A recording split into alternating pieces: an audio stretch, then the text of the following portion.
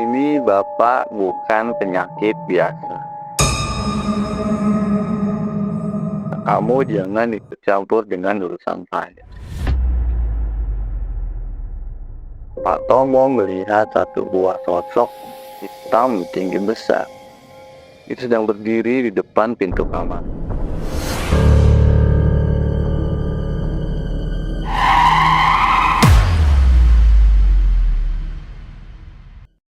Assalamualaikum warahmatullahi wabarakatuh.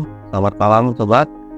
Semoga teman-teman semua selalu dalam keadaan sehat walafiat, dan semua teman-teman selalu dalam lindungan Allah Subhanahu wa Ta'ala.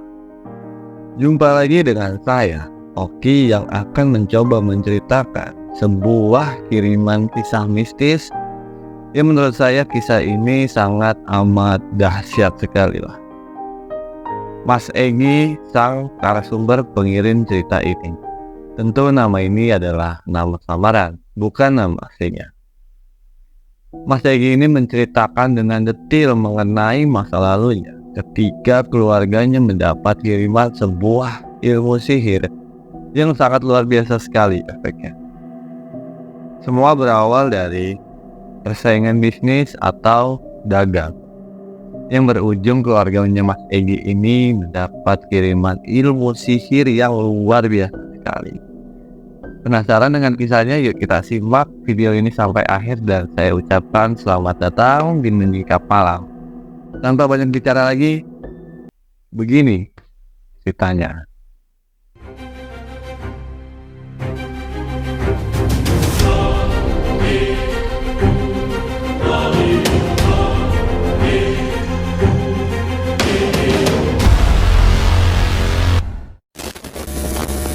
Ilmu sihir Segoro Pito.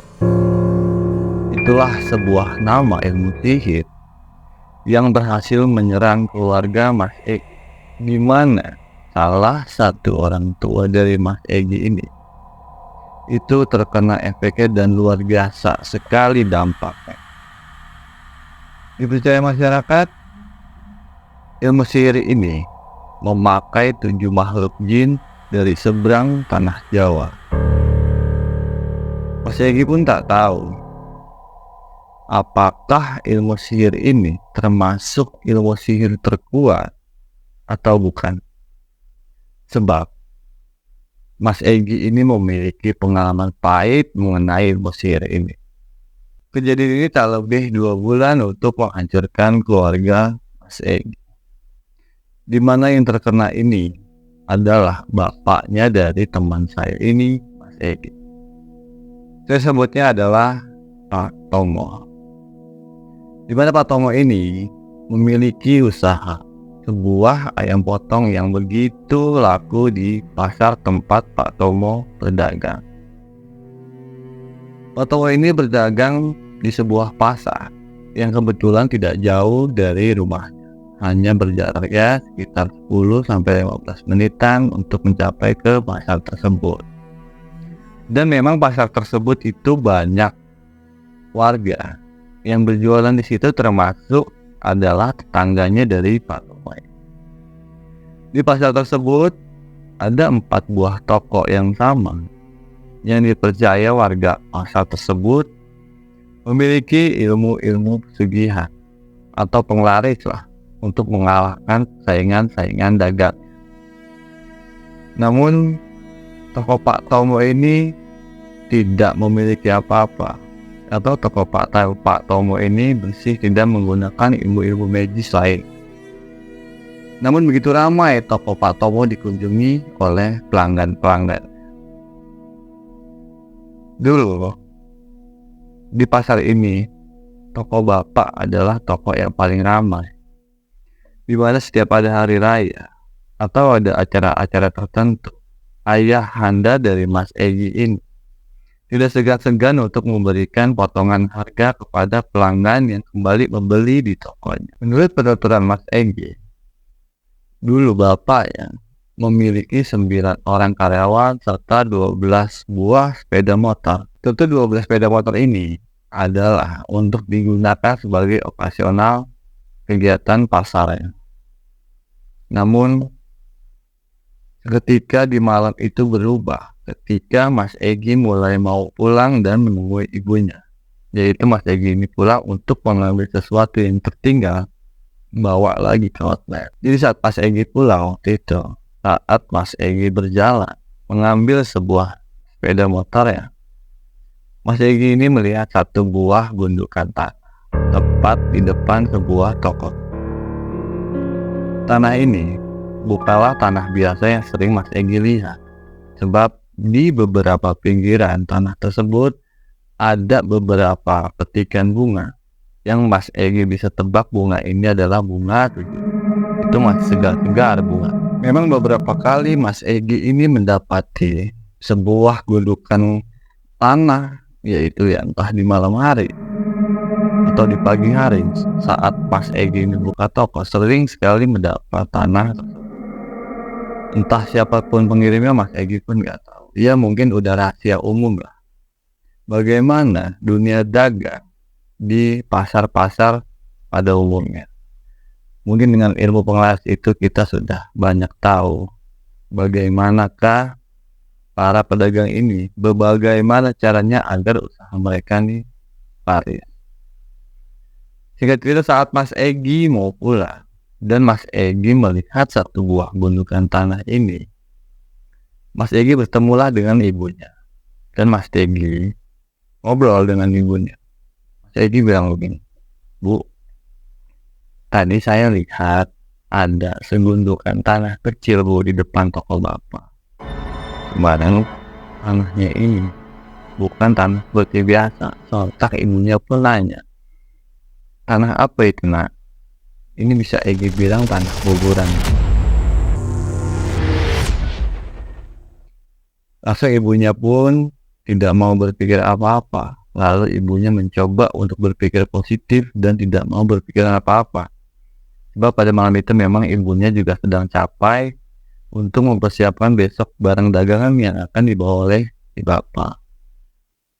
Singkat cerita, bapaknya Mas Egi pun pulang untuk beristirahat karena setelah dagang dicap, pulang untuk beristirahat karena memang tentu pasti capek sekali dagang di pasar ini. Setelah Pak Tomo ini pulang ke rumahnya, seketika itu juga Pak Tomo mulai merasakan tidak enak pada badannya.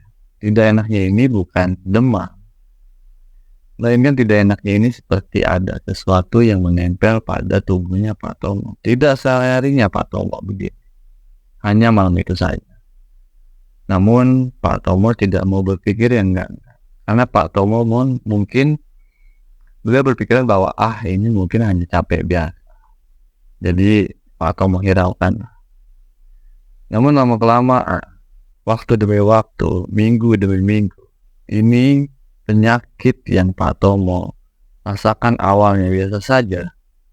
Lama-kelamaan penyakit ini mulai menambah, atau bisa dibilang penyakit ini tambah parah. Jadi suatu ketika, waktu kurang lebih itu jam 1, saat Pak Tomo ingin balik ke kamarnya, Pak Tomo ini melihat sebuah gangguan. Yaitu gangguan ini di mana? Pak Tomo melihat satu buah sosok hitam tinggi besar. Itu sedang berdiri di depan pintu kamarnya. Dan itu Pak Tomo melihat itu pun tidak sekali dua kali. Beberapa kali Pak Tomo melihat sosok tersebut. Lalu Pak Tomo berbicaralah dengan si istrinya. Lalu Pak Tomo berbincanglah dengan istrinya. Beliau bilang begini, "Bu, sepertinya malam ini kita harus pergi ke dokter deh.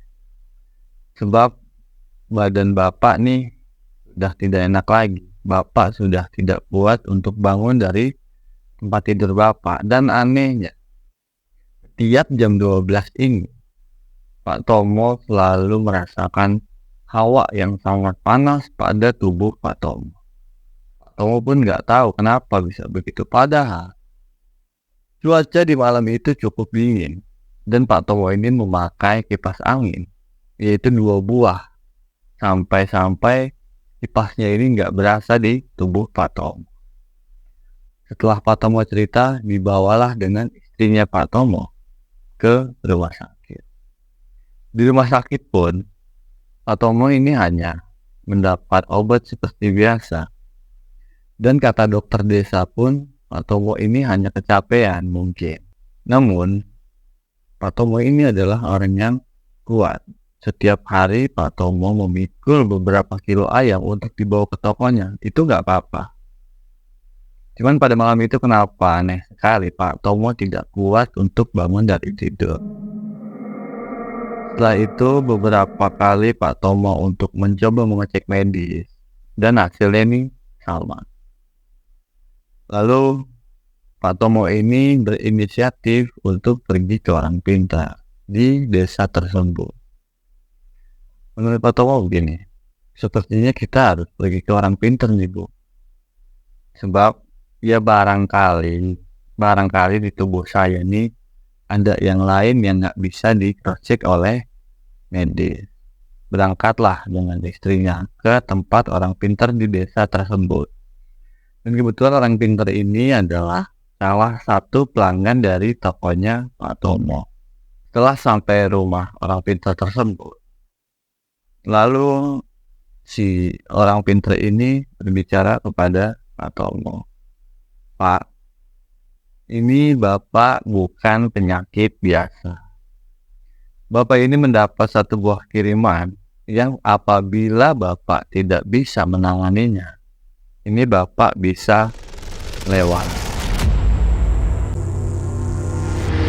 Lalu orang pintar tersebut pun pergi ke rumah Pak Tomo untuk mencoba mengobati apa yang dirasakan oleh Pak Tomo. Menurut pengakuan orang pintar tersebut, pertama kali beliau datang ke rumah Pak Tomo, itu sudah mendapat gangguan yang luar biasa. Jadi, si orang pintar ini awal-awal itu seperti melihat satu buah benda yang bergerak sendiri dari kejauhan. Namun yang melihat hanya orang pintar ini saja. Pak Tomo nggak melihat. Lama-lama setelah orang pintar ini berjalan, itu semakin lama semakin jelas melihat. Dan sosok yang dilihat dukun itu adalah sama seperti Pak Tomo lihat seperti malam sebelumnya. Ini sosok tinggi besar, taring dan memata menyala. Dan makhluk itu pun melihat orang pintar tersebut, seakan-akan tidak terima atau enggak, kamu jangan ikut campur dengan urusan saya. Setelah beberapa kali dukun tersebut mengobati penyakit Pak Tomo, dukun tersebut tidak bisa untuk mengupas atau menyembuhkan penyakit Pak Tomo ini. Malah bahkan, menurut pengakuan Mas Egi, si dukun ini sempat jatuh sakit setelah beberapa kali mengobati penyakit Pak Tomo. Lalu dipanggillah oleh keluarga Mas Egi, ini dukun berikutnya. Dan dukun ini terkenal bisa mengobati berbagai macam penyakit. Itu hanya dengan 3 kali metode pengobatan. Dan dukun ini berasal dari luar Pulau Jawa. Jadi keluarganya Pak Tomo ini sengaja memanggil dukun tersebut jauh-jauh untuk mengobati penyakit Pak Tomo. Namun lagi-lagi naas, dukun kedua tersebut tidak berhasil mengobati penyakit Pak Tomo yang tak kunjung sembuh juga. Dan keluarga pun sempat putus asa bagaimanakah cara mengobati penyakit Bapak ini. Sebab semakin hari penyakit Pak Tomo ini semakin parah, bukan malah membaik. Lanjut cerita, ada salah satu kiai di desa Mas Egi ini. Kiai tersebut mencoba untuk menyembuhkan apa yang dialami oleh Pak Tomo. Dan benar saja, di hari pertama kiai ini mengobati Pak Tomo, kiai ini mendapat sebuah aura panas yang mencoba untuk menyerang dirinya. Di saat Pak Kiai itu masuk untuk mengobati, lalu salah satu penunggu jin yang mengganggu Pak Tomo ini berbilang, apakah kamu mau saya buat seperti sebelum-sebelumnya?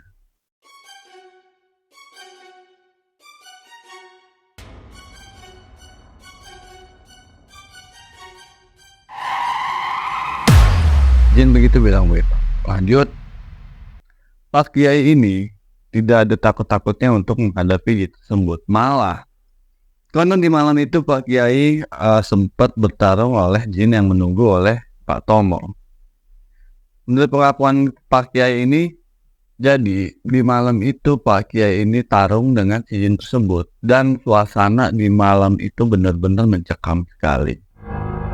Di mana jin tersebut ini memiliki kekuatan yang sangat dahsyat sekali untuk menyerang, bahkan untuk mengambil sukma dari Pak Tomo. Namun Pak Kiai tidak tinggal diam. Pak Kiai ini membaca beberapa ayat yang beliau bisa dan beberapa lantunan ayat suci untuk mengusir jin tersebut.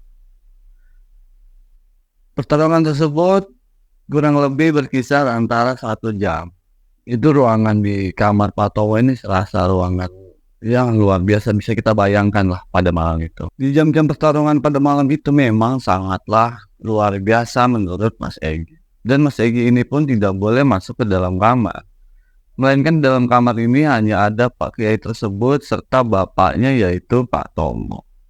Dan pada malam itu Mas Egy ini mendengar beberapa kali bapaknya berteriak secara kencang. Teriakannya ini seperti orang meminta ampun dan tubuhnya ini seperti panas atau dibakar. Jadi Mas Egy ini terdengar jelas sekali teriakan dari bapaknya. Di kemudian hari, Pak Kiai ini balik lagi ke rumah Mas Egy untuk mencoba menyembuhkan apa yang diderita oleh bapaknya. Lanjut di kemudian harinya, Pak Kiai tersebut balik lagi ke rumah Mas Egy untuk melihat atau untuk mengontrol gimana kondisi dari Pak Tomo ini. Setelah Pak Kiai ini meng-cross check Pak Tomo, dan benar saja Pak Tomo ini sudah agak mendingan semenjak dipegang oleh Pak Kiai di desa setempat.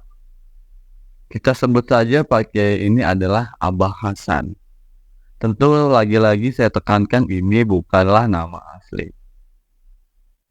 Jadi Abah Hasan ini terkenal di kampung memang satu orang tua atau sesepuh kampung yang taat akan agama. Dan beliau ini mempunyai satu kelebihan, bisa menyembuhkan orang yang terkena penyakit kiriman. Setelah Abah Hasan memegang Pak Tomo, Abah Hasan ini lanjut untuk bermeditasi di dalam ruangan kamarnya Pak Tomo. Di meditasi tersebut, Abah Hasan ini bertarung dengan beberapa makhluk jin yang sebelumnya ini lebih besar dan lebih berbahaya. Jadi di pikirannya Abah Hasan ini, atau di saat Abah Hasan bermeditasi, itu lagi-lagi Abah Hasan diserang oleh beberapa kelompok jin. Dan memang jin ini sangat luar biasa sekali kekuatan. Kita tidak bisa memandang remeh. Namun, lagi-lagi itu semua tidak berhasil untuk melukai atau bahkan mengenai Abah Hasan. Jadi Abah Hasan ini memang mempunyai doa-doa untuk melindungi diri. Dan kita memang semua percaya tidak ada kekuatan yang bisa menembus atau mematahkan doa-doa dari Allah Subhanahu wa Ta'ala. Memang benar Abah Hasan ini adalah memiliki satu ilmu yang luar biasa sekali, bisa menyembuhkan orang dan bahkan tidak terkena ilmu sihir yang dikirim oleh saing bisnis Pak Tomo. Di malam itu, Abah Hasan ini melihat seperti sosok jin tinggi besar dan semuanya ini memerah. Pokoknya malam itu Abah Hasan terlihat seperti orang yang sedang bertarung serius dan tidak bisa diganggu. Setelah Abah Hasan selesai sholat malam, lanjutlah Abah Hasan untuk mengobati Pak Tomo. Menurut saya ini yang paling epik nih di sini. Jadi Abah Hasan ini beberapa kali mengeluarkan ajian-ajian atau amalan yang berbentuk doa untuk membasmi jin tersebut. Namun di malam itu memang suasananya lebih dari malam. Lebih panas, lebih mencekam di kamar itu. Setelah Abasan beberapa kali membaca amalan doa, dan benar saja, Pak Tomo ini berteriak semakin lama semakin kencang seperti ada yang mau keluar dari tubuh Pak Tomo. Dan kurang lebih berkisar antara 2 menit, itu Abah Hasan melihat ada sesuatu yang keluar dari tubuh Pak Tomo. Sesuatu itu berupa bayangan hitam pekat lebat, lalu melayang menembus atap kamar dari Pak Tomo.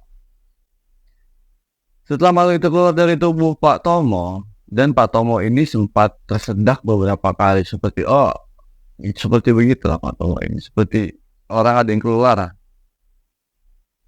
Lanjut, setelah selesai begitu, keesokan harinya Pak Tomo pun ini sembuh seperti semula.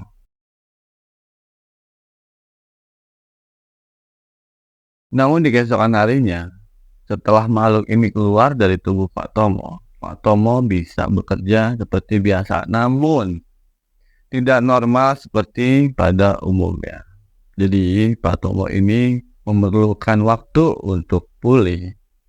Itu kurang lebih berkisar sampai 1 bulan lamanya. Jadi luar biasa sekali efek dari ilmu sihir ini. Dan yang bisa saya petik dari pelajaran ini adalah, memang bagaimanapun kuatnya ilmu sihir itu, bagaimanapun ilmu hitam mencoba untuk menyerang kita, akan tetapi kita tetap berserah diri kepada Allah Subhanahu wa Ta'ala. Kita selalu beribadah, serta kita ini selalu meminta perlindungan. Itu saya yakin sekali. Tidak ada yang bisa menembus doa-doa perlindungan dari Allah Subhanahu wa Ta'ala. Mungkin itu saja yang bisa saya ceritakan dari kisah Mas Egi ini. Semoga teman-teman ini mendapatkan sisi positif dan ambil pelajaran dari setiap kejadian. Buang jauh-jauh sisi negatifnya. Dan jangan lupa kita ini selalu mendekatkan diri kepada Allah Subhanahu wa Ta'ala. Sebab makhluk jin itu memang ada.